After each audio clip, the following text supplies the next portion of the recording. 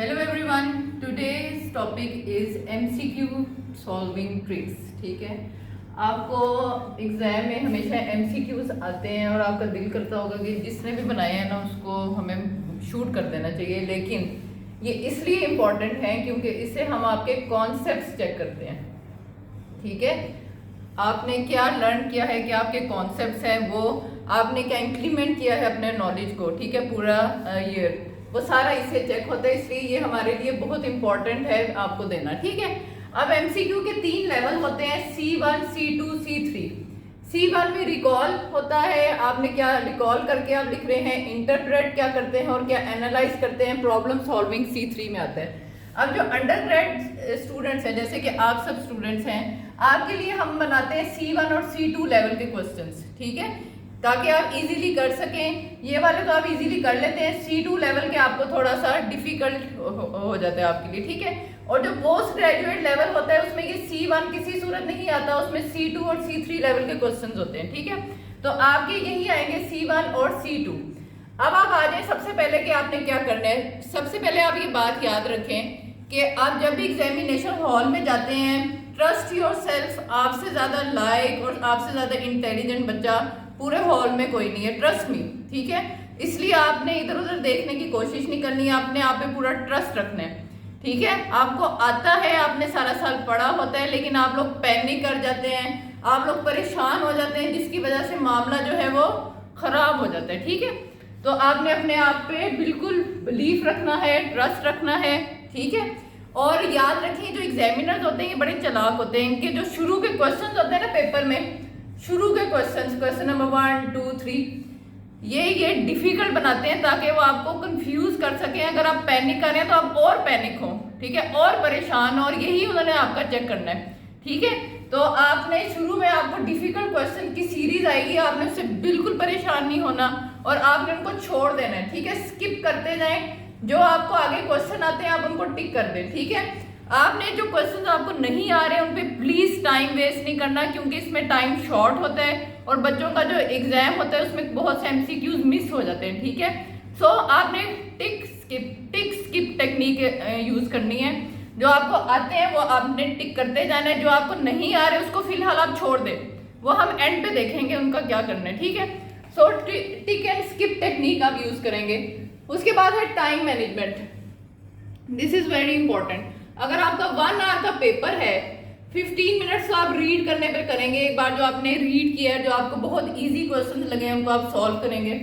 उसके बाद 45 मिनट्स जो है वो आप आगे जो है वो रीड करेंगे बाकी क्वेश्चंस को। ठीक है, और जो डिफिकल्ट क्वेश्चंस हैं उनके लिए हम बिल्कुल थोड़ा सा टाइम रखते हैं, क्योंकि हमें होता है कि पहले जो हमें अच्छे से आते हैं वो हम सॉल्व कर लें। ठीक है, तो ये आपने करना है, डिफिकल्ट क्वेश्चंस को मोर देन 1 मिनट नहीं देना। ठीक है, अगर आपको नहीं आ रहा, आपने सोचा भी है तो छोड़ दें अभी फिलहाल। ठीक है, उसको हम एंड पे देखेंगे। अच्छा जी, don't look at the options. इसका मतलब ये है कि जब भी आपको कोई स्टेटमेंट दी गई है, आपने एक स्टेटमेंट पढ़ी है, ठीक है, आयरन डेफिशिएंसी एनीमिया की कोई आपको क्वेश्चन दिया गया है कि पेशेंट को डिस्निया है, ये है।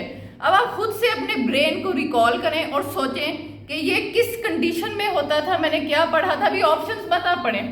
ठीक है, जब आप ऑप्शंस पढ़ते हैं तो आप कंफ्यूज हो जाते हैं, तो आप खुद से रिकॉल करें, सोचें कि आपने के मुताबिक ये कौन सा आंसर होगा, ये किस चैप्टर में से होगा और क्या है ये। फिर वो आपको नीचे ऑप्शन में लगे, उसको आप टिक कर दें।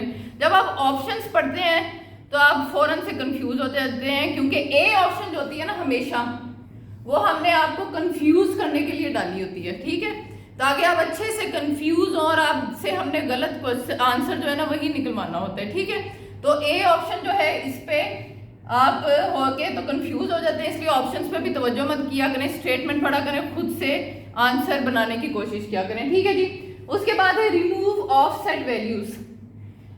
आपको देखें, जिस तरह मैंने आपको क्वेश्चन दिया है कि पाइका इज कॉज्ड बाय, ठीक है, अब इसकी ऑप्शन है आयरन डेफिशिएंसी, सेकेंड ऑप्शन है B12 डेफिशिएंसी, सी ऑप्शन है अनीमिया ऑफ क्रोनिक डिजीज और डी ऑप्शन है थैलेसीमिया। अब आप देख रहे हैं ये दो सिमिलर ऑप्शंस है, iron deficiency and B12 deficiency. Answer in दोनों में से है लाजमी। ठीक है, या आयरन या B12, ये ऑफसेट ऑप्शंस हैं। ये देखिए, अनीमिया ऑफ क्रोनिक डिजीज और थैलेसीमिया, ये उससे कोई मेल नहीं खा रहा, ठीक है। तो ये ऑफसेट वैल्यूज होती हैं, इनको आपने एक्सक्लूड कर देना होता है क्रॉस। अब ये मिलती जुलती ऑप्शंस हैं, B12 और आयरन, तो मेरे ख्याल से ये इनमें से होगा। अब आप रिकॉल करेंगे और देखेंगे कि इसमें से कौन सा आपको you have to go for, ठीक है, तो उसको आप टिक कर देंगे, ठीक हो गया। अच्छा जी, नेक्स्ट चीज है, यही हो गया कि गो फॉर सिमिलर आंसर, ये सिमिलर है तो हमने इनमें से एक को सिलेक्ट कर लिया, ठीक है। नेक्स्ट चीज है brain signal technique. Brain signal technique होता है कि आपको ब्रेन जो है आप उससे रिकॉल करें, ठीक है। आपको कोई चीज नहीं याद आ रही, आप रिकॉल करें कि मैंने किस चैप्टर में पढ़ा था, ये मेरी किस मैम ने पढ़ाया था, ट्यूटर ने पढ़ाया था, मेरी फ्रेंड ने क्या ये बात बताई थी, ये भला मैंने कब जो है ये चीज जो थी लर्न की थी, इसको रिकॉल करने की कोशिश करें। तो आपको रिकॉल करने से काफी आपका मसला जो है वो हल हो जाएगा, ठीक है। उसके बाद है लॉन्गेस्ट ऑप्शन, ये भी एक हिट एंड ट्रायल टेक्निक ही है कि जो सबसे ज्यादा लॉन्ग होती है ऑप्शन मोस्टली वही आंसर होता है, ठीक है। हम जो अगर लंबी स्टेटमेंट आपको दे रहे हैं कोई ऑप्शन में, ठीक है, तो आपको क्लियर करने के लिए दी जाती है और आंसर मोस्टली जो है वो लॉन्गेस्ट ऑप्शन होता है, ठीक है। तो ये एक ट्रिक है, वैसे तो आपको अपने आप पे ट्रस्ट पूरा करना चाहिए कि आपका क्या वो है, लेकिन ये एक ट्रिक है क्योंकि कई बार एग्जाम में बहुत शॉर्ट टाइम रह जाता है और बच्चों के पास बिल्कुल फ्यू सेकंड्स होते हैं और उनके 2 to 3 शीट्स पड़ी होती हैं, ठीक है।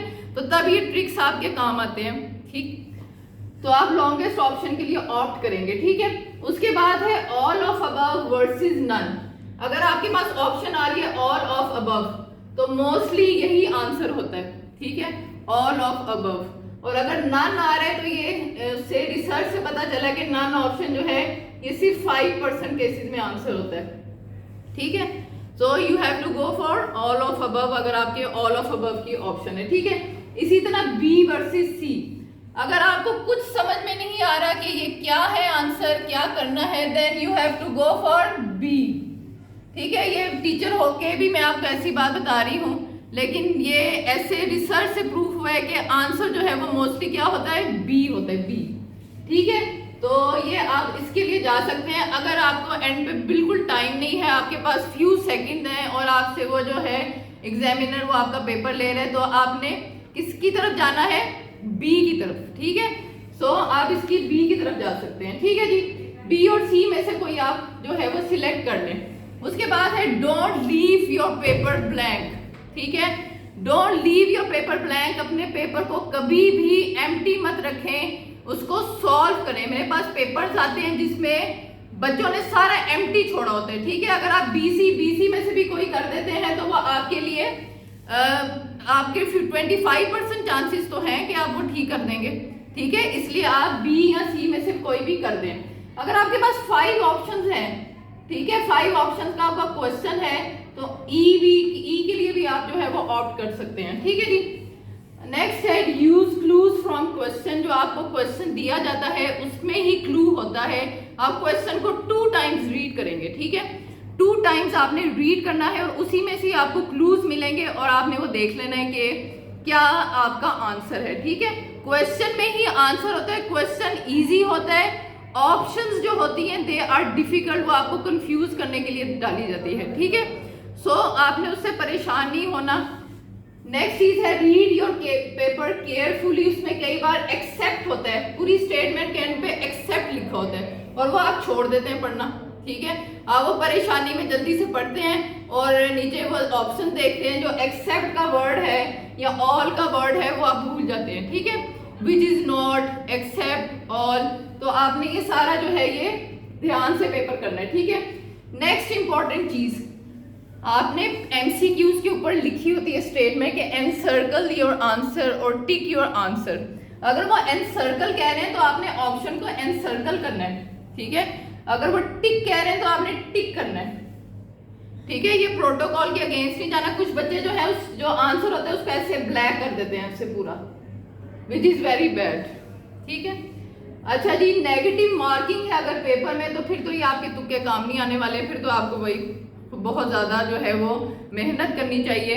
और नेगेटिव मार्किंग में ऐसा कुछ भी नहीं होगा, फिर आपके कॉन्सेप्ट भी होंगे और आप फिर तुक्केबाजी नहीं कर सकते और आपको फिर ध्यान से जो है वो नहीं आता तो फिर you will have to leave that, ठीक है। तो these are the few tricks, you can follow them.